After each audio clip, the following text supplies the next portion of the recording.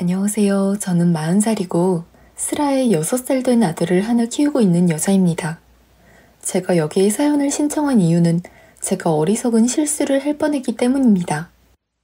그래서 제 사연을 들으시고 다른 분들은 저와 같은 실수를 하지 않길 바라는 마음에 이렇게 글을 써봅니다. 지금 생각하면 제가 정말 미쳤던 것이 분명하다는 생각이 들 정도입니다. 과거로 돌아간다면 스스로를 후려쳐서라도 정신을 차리게 하고 싶을 만큼 말이에요.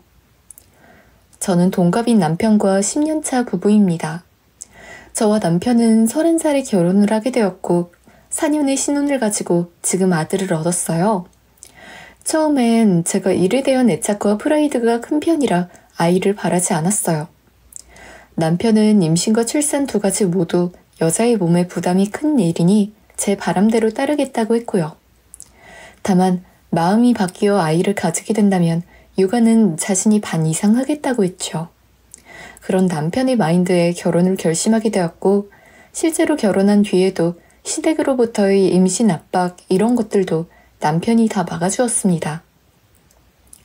그런데 신혼을 꿀떨어지게 지내다가도 주위에서 하나둘 출산 소식이 들리고 친구들의 SNS도 점점 본인의 사생활 사진보다는 아이에게 초점이 맞춰진 사진들이 올라오고 그렇게 아이와 함께 단란하게 살기 시작하는 모습들이 차차 보이기 시작했어요. 그런데 그런 변화를 물끄러미 바라보면 나랑 남편을 닮은 아이는 어떻게 생겼을까 하는 의문도 생겨났죠. 그래서 많은 고민 끝에 남편과 상의 후 지금 아들을 낳았습니다. 당연히 출산 이후에도 저는 제 일을 놓지 않기로 남편이 좀 더 노력하기로 약속도 했고요. 그래서 지금까지 저도 일을 할 수 있는 거고요. 남편은 아들을 끔찍하게 생각해서 정말 아들 바보인 사람입니다. 사실 제 남편은 조금 시크한 편이고 따지고 보면 무뚝뚝한 사람이거든요. 절 위해 다 해주는 편이긴 하지만 표현은 잘 하지 않는? 어찌 보면 상남자 스타일인 거죠. 그랬던 사람이 아들이 태어난 이후 혀 짧은 소리도 내고 그러는 것을 보면서 속으로 깜짝깜짝 놀라기도 했네요. 하지만 그 당시로 돌아가면 아들이 태어난 이후 남편에게 제가 찬밥 신세가 되었어요. 저는 결혼을 하고 난 이후에도 알콩달콩하며 살고 싶었는데 아무래도 아이가 있다 보니 무엇을 해도 아들을 위주로 돌아가고 하는 것이 좀 얄미웠네요. 맞아요. 제가 철이 없었던 거죠. 정신적으로 미성숙했다는 사실을 저도 인정합니다. 물론 지금은 그렇지 않아요. 그러니 이렇게 제 죄를 뉘우치고 반성해서 글을 쓰게 된 것이기도 하고요. 처음 아들이 신생아 시절에는 눈코 뜰 새 없이 바쁘게 지내다가 아들이 기고 걷고 뛰고 그러면서 점점 여유가 생겨났어요. 그 사이에 저는 성공적으로 복직을 하게 되었고 아무래도 저와 남편의 직장을 따지면 남편이 저보다 여유로웠기에 아들의 육아도 남편이 대부분 보게 되었죠. 아들이 미운 4살이 되던 해였습니다. 그 시기쯤에 제가 회사에서 꽤나 중체계 프로젝트를 전담하게 되었어요. 중간에 임신과 출산 그리고 육아로 인해 일을 공백기가 있기도 했고 그 이후엔 적응하느라 꽤 바쁘기도 했어서 제게도 욕심이 많이 나는 프로젝트였어요. 프로젝트를 성공하면 회사에 가져다주는 이익이 정말 컸기에 그 프로젝트의 성공 유무는 제 승진과도 직결됐죠. 아이를 사랑하지 않는 것도 아니고 생각하지 않는 것도 아니지만 아이로 인해 공백기를 희생해야만 했던 것을 메꾸고 싶은 열망과 열의로 가득 차 있었습니다. 다행히 회사 측에서도 제게 그 프로젝트의 책임자로 일을 맡겨주셨고 한번 성공시켜보라고 덕담해 주셨죠. 남편에게도 이 사실을 전하니 뜰 듯이 기뻐하며 축하한다고 말을 해줬고요. 그리고 무심하게 보이지만 저를 생각하는 남편이 따뜻한 마음씨에 참 사랑받고 있구나 라고 느꼈습니다. 그렇게 본격적으로 프로젝트에 돌입하게 되었어요. 그 프로젝트는 거래처 한 곳과 협업이 반드시 필요한 프로젝트였고 거래처 측 대표인 한 남성분과 저희 회사 측 대표인 제가 정말 많이 의견 조율을 해야 했어요. 처음에는 별 생각도 없었어요. 정말 아무 생각도 들지 않았고 오직 제게 승진, 성공 이런 것들만 눈에 들어왔어요. 회의를 진행하다 큰 소리도 몇 번 오가기도 했고 치열하게 일을 했었거든요. 그런데 미운 정도 정인 것인지 잘 모르겠지만 어느 순간부터 그 남성분이 좋아졌습니다. 편의상 그 남성분의 이름을 민철 씨라고 할게요. 민철 씨는 제 남편과는 달리 저를 아끼듯 대해주셨어요. 그렇다고 제 남편이 저를 아끼지 않는다는 것은 아니지만 민철 씨는 엄청나게 자상하고 다정한 사람이었어요. 저나 민철 씨나 이 프로젝트의 진심이었기에 팀원들을 데리고 야근 또는 잔업을 하는 것은 당연했어요. 그리고 이 프로젝트가 협업이긴 하지만 이끄는 쪽은 저희 쪽이었고 거래처 쪽은 도움을 주는 쪽이어서 저희 회사의 거래처분들이 프로젝트 때문에 기간제로 출근을 하셨거든요. 그래서 저희 팀 옆에 비어있는 쪽을 차지하셨고요. 하루는 야근을 한 날이었습니다. 그때 다른 사람들은 다 퇴근을 한 이후였어요. 저는 회사에 남아있었고요. 프로젝트 때문에 제가 남아있었던 것은 맞지만 책임자의 저 혼자만의 일이었기 때문에 다른 사람들은 다 퇴근을 한 것이었죠. 한참 사무실에 혼자 남아서 열심히 일에 몰두하고 있는데 누가 책상을 똑똑 두드리더군요. 민철 씨였습니다. 민철 씨는 초밥을 포장한 것을 들어서 제게 보여주며 살짝 흔들어 보였어요. 선주 씨, 저녁 아직이죠? 먹고 하세요. 그제서야 시계를 보니 10시가 다가오고 있었고 허기짐이 느껴지더라고요. 민철 씨 퇴근 아직 안 하셨어요? 라며 저와 민철 씨는 초밥을 나눠 먹기 시작했습니다. 그때 마침 딱 제 밥을 챙겨온 민철 씨가 너무 고마웠습니다. 동료로서 말이에요. 아니요, 저도 저 혼자 남아서 야근 좀 하다가 퇴근한 길이었는데 선주씨만 혼자 남아있는 게 보이더라고요. 그래서 저도 밥 먹을 겸 선주씨의 것도 챙겨드릴 겸 겸사겸사 사온 거예요. 부담 느끼지 마세요. 민철씨 진짜 너무 고마워요. 안 그래도 슬슬 배가 고프던 참이었거든요. 이 집 초밥 진짜 맛있는데 제가 회사 근처에서 제일 좋아하는 초밥집이에요. 잘 먹겠습니다. 그러면서 저와 민철 씨는 처음으로 편안하게 웃으면서 대화를 나눴어요. 그때 민철 씨는 저보다 2살 어린 사람이고 미혼이며 저는 아이가 있는 유부녀란 사실도 말을 했고 결혼을 곧 해야 한다는 민철 씨의 말에 저도 결혼해서 행복하고 남편을 만나 행복하다고 자랑도 했죠. 아마 그 순간이 저와 민철 씨가 사적으로 그렇게 대화를 나눈 적은 아마 그때가 처음이었을 겁니다. 그때 뭔가 낯설지 않은 두근거림이 느껴졌고 전 애써 그것을 무시했죠. 하지만 그날 이후부터 종종 제게 다정하게 다가오는 민철 씨가 점점 눈에 들어왔고 처음엔 제가 도끼병일 것이다, 착각일 것이다, 자기 암시를 했지만 민철 씨의 마음에도 제가 들어가 있다는 사실을 알게 되었죠. 저랑 개인적으로 연락을 주고받거나 따로 만나거나 그러진 않았습니다. 하지만 제가 목이 마르다고 한마디만 해도 총알같이 튀어나가 제가 마실 것들을 챙겨주거나 제가 혼자 야근을 하게 되는 날에는 꼭 민철 씨도 남아서 야근을 했고 그럴 때면 항상 민철 씨가 맛있는 음식을 포장해와서 저와 둘이 나눠 먹었어요. 그리고 저를 해실해실 웃으면서 쳐다보곤 했죠. 뭔가 제가 너무 좋아서 해실거린다는 느낌이 팍팍 들 정도로 말이에요. 그리고 또 제가 맡았던 프로젝트가 몇 달 정도는 심혈을 기울여야 했고 야근 같은 것들도 매우 필수였기 때문에 중간중간 팀원들의 사기를 끌어올리기 위해 회식도 하고 그랬어요. 그럴 때마다 항상 민철 씨는 저와 같은 테이블 바로 옆자리에 앉아 제 앞접시에 이것저것 덜어준다거나 맞은편에 앉은 직원과 얘기를 나누다가도 제가 흘리거나 하면 대화를 하는 중에도 제가 휴지를 집어들어 건네주기도 했고 그런 친절한 매너들을 제게 보여주었어요. 그리고 저도 그런 민철 씨가 솔직하긴 싫지 않았습니다. 무심하고 시크하던 남편만 보다가 제게 정말 다정하고 자상하게 아껴준다는 느낌이 팍팍 들게 하는 민철 씨를 보니 흔들렸던 것도 사실이고요. 그런 아슬아슬한 줄타기가 지속되던 와중에 저도 어느 틈엔가 그 순간을 즐기고 있더군요. 책임자들끼리 야근을 하게 되거나 책임자들끼리 해결해야만 하는 일이라던가 그런 것들이 예전에는 귀찮고 싫었는데 은근히 바라고 있는 제 자신을 보게 되었고 둘이서만 미팅을 해야 하는 날이 오면 그날 아침부터 콧노래를 흥얼거리는 절 발견했어요. 제가 민철 씨와 스킨십을 하거나 그 이상의 관계로 발전하거나 그랬던 것은 아닙니다. 그런 것들은 일절 없었어요. 그저 업무를 핑계로 알콩달콩을 쓸 뿐이죠. 퇴근하고 집에 들어와서 제게 다녀왔냐 물어보는 아들과 남편의 얼굴을 보면 저도 당연히 미친 듯이 찔렸어요. 하지만 그럴 때마다 합리화를 하게 되더군요. 내가 민철 씨랑 뭔 짓을 한 것도 아니잖아 하면서 말이에요. 그러던 어느 날이었습니다. 여자에게 촉이 있고 그 촉은 육감이니까 무시하지 말라는 뭐 그런 말이 있잖아요. 그런데 남자에게도 그런 촉이 있었던 것 같더군요. 그날도 여전히 전 늦게 퇴근을 했고 집에서 반갑게 맞아주는 남편과 아들의 마중조차 불필요하게 느껴졌고 빨리 씻고 누워서 자고 싶었습니다.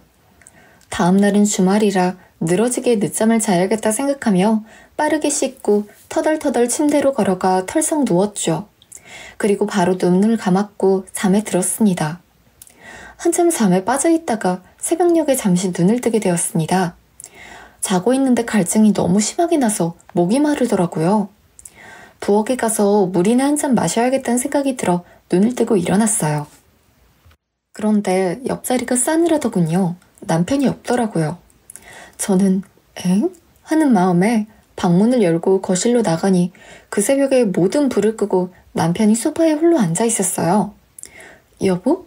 하며 다가가는 제 인기척 소리도 못 느낄 정도로 심각하게 생각에 빠져 있었어요. 제가 가까이 다가가자 흠칫 놀라더니 고개를 휙 하고 돌리더라고요. 전 그때까지도 아무것도 모른 채로 안 자고 여기서 뭐해? 라며 물어봤어요.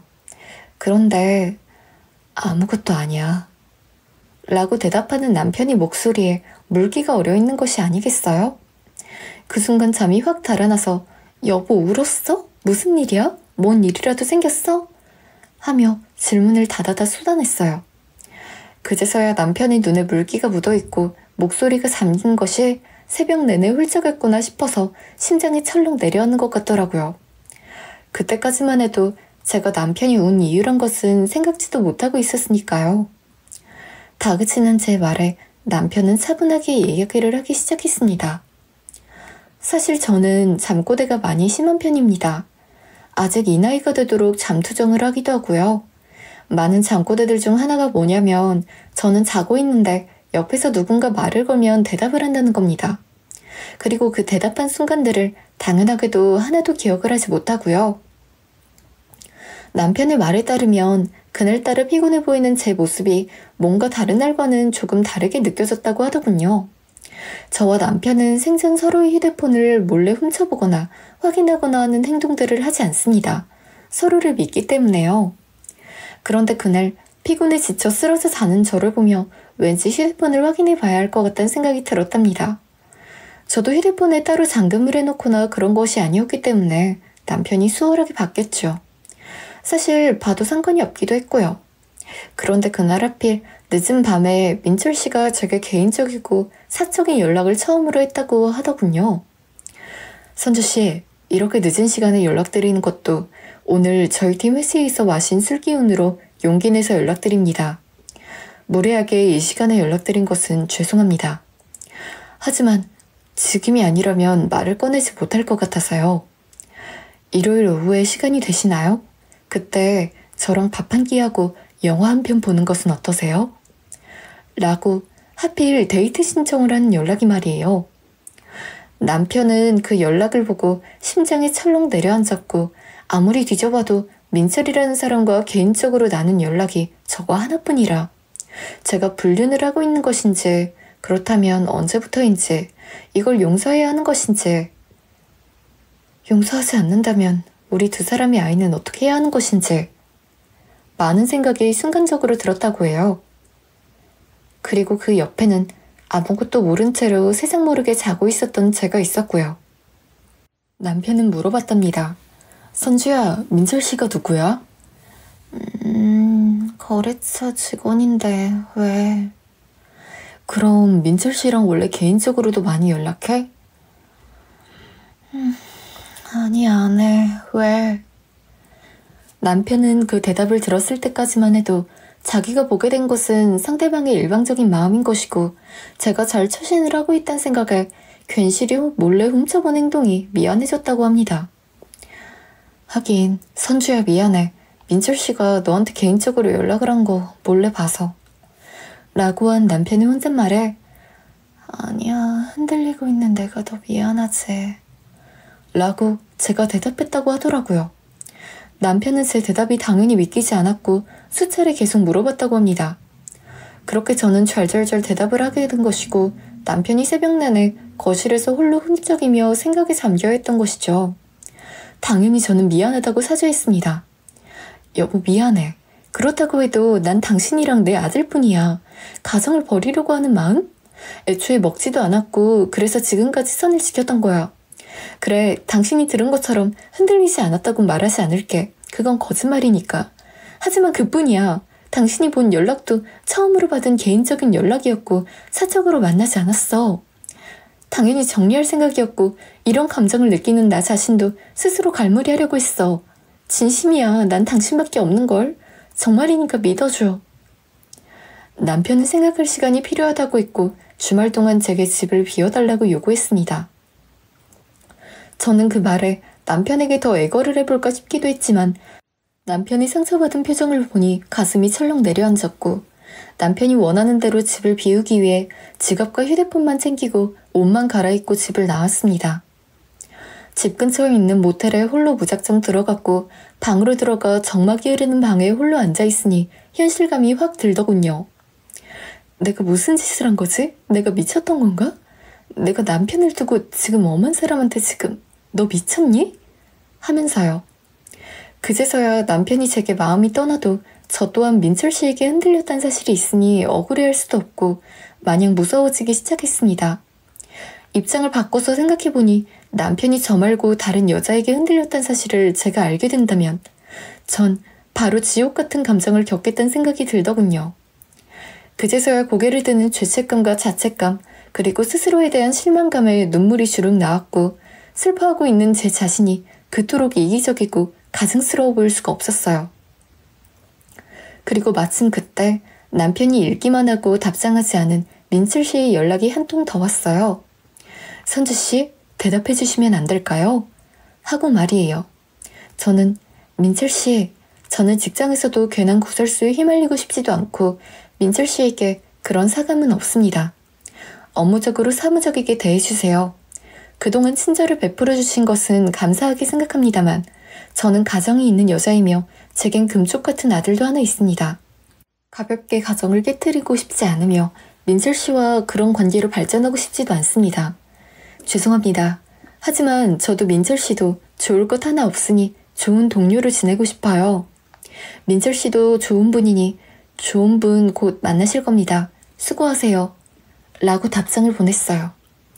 민철 씨는 제 답장을 읽고 한참 말이 없더니 답장을 보내왔더군요. 선주 씨, 우선 제 마음을 막무가내로 밀고 나가서 그래서 곤란하게 만들어 죄송합니다. 이 나이 먹고 정말 부끄러운 말이지만 제가 선주 씨 참 많이 좋아했습니다. 20대 초반에나 느껴졌던 것 같은 설레임과 두근거림으로 회사 가는 것도 즐거워졌고요. 당연히 저도 선주 씨가 가정이 있는 사람이란 걸 알기 때문에 감히 사귀겠다고는 생각한 적 없습니다. 그냥 옆에서 자주 보고 싶었고 친하게 지내고 싶었고 웃는 모습이 예쁘셔서 더 잘해주고 싶었습니다. 정말 단지 그뿐입니다. 하지만 선주 씨 답장을 보니 그것조차 제가 곤란하게 해드리는 것 같네요. 이제 마음 접을 테니 너무 무섭게 대해주진 말아주세요. 월요일에 아무렇지 않은 얼굴로 뵙겠습니다. 좋은 주말 보내세요. 라고 말이에요.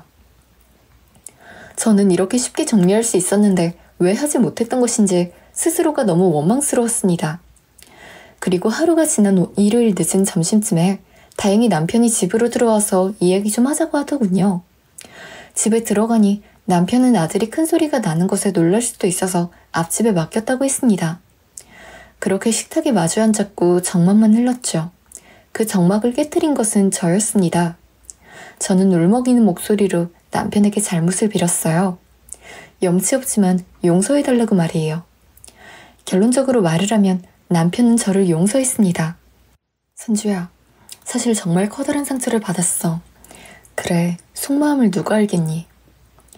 하지만 결국 내가 표현이 서툴렀던 것이 널 그렇게 만들었던 것은 아닌지 죄책감도 들더라. 네 말 믿어. 네가 잠버릇으로도 아무런 사이가 아니라고 말을 했고 개인적으로 친분을 나누지 않았고 끝까지 발전해서 불륜을 저지른 것도 아니고 속마음으로만 잠깐 흔들린 거잖아.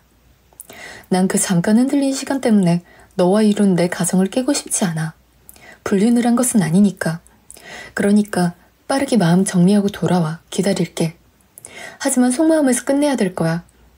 여기서 더 발전한다면 난 너랑 이혼하는 것도 진지하게 고려하게 될 것 같거든. 그러니 빨리 정리해. 그리고 우리 다시 노력하자. 응? 저는 남편의 말에 오열하며 여보, 고마워. 정말 고마워. 내가 정말 미쳤었나 봐. 당신이 이렇게 날 사랑하는데 내가 잠시 돌았었던 것이 분명해. 나 어제 그렇게 집 나가고 나서 깨달았어. 내가 눈에 뭐가 씌었었던 것이 분명하다고. 정말 미안해. 염치 없지만 용서해줘서 너무 고마워. 앞으로 잘할게. 내가 더 노력할게. 그리고 민철 씨랑은 어제 정리했어. 그러니 안심해. 앞으로 2번 다시 이런 일이 일어나지 않을 거야. 라고 말을 하며 어제 민철 씨와 나눈 대화를 보여주었고 저와 남편은 서로 부둥켜 안고 엉엉 울었습니다. 그렇게 전 용서를 받을 수 있게 되었고 남편도 제게 표현을 더해주려고 노력하고 저 또한 그런 남편의 모습에 큰 죄책감을 느끼며 제 진심을 어필하려고 노력했습니다. 시키지 않아도 뭘 하고 있는지 사진 찍어서 보내고 무슨 일이 있었는지 조잘조잘 말을 해주고 휴대폰 확인을 하라고 손에 쥐어주면서까지요. 남편은 그럴 필요 없다고 말을 하지만 제가 그러고 싶어서 남편에게 꼭 쥐어줍니다. 세월이 지난 지금은 그때의 일이 단순 해프닝으로 되어 있고 저와 남편의 사이 또한 무척 좋습니다. 아마 저는 남편이 커다란 사랑을 몰랐던 어리석었던 과거의 제가 용서가 되지 않을 것 같습니다. 그리고 평생 동안 남편의 태평양같이 넓은 마음에 감사함을 느낄 것 같고요. 그 사건 이후 남편은 정말 많이 달라졌습니다. 절 사랑하고 있고 아끼고 있다는 것을 직접적으로 표현해주기 시작했고 저 또한 아무리 일이 좋아도 일보다 제 가족을 우선순위로 만들었습니다. 아들의 육아를 남편이 거의 다 했던 것도 부족한 실력이지만 제가 더 노력하려고 했고요. 그래서 저희 부부 사이는 그 옛날 어떤 순간보다도 더 애틋하고 금술이 좋습니다. 여기까지가 제 이야기입니다. 실수를 저질렀지만 반성했던 저도 그리고 그 실수에도 관용을 베풀었던 제 남편도 서로에게 고맙다고 얘기합니다. 그러니 여러분들은 저와 같은 실수를 저지르지 마세요. 정말 평생을 함께할 반려자의 가슴에 씻을 수 없는 상처를 내는 일이며 잃어버린 신뢰를 다시 쌓아가는 것 또한 정말 힘든 일이거든요. 그러니 애초에 그러지 않길 바라며 이만 글을 마칩니다. 들어주셔서 감사합니다.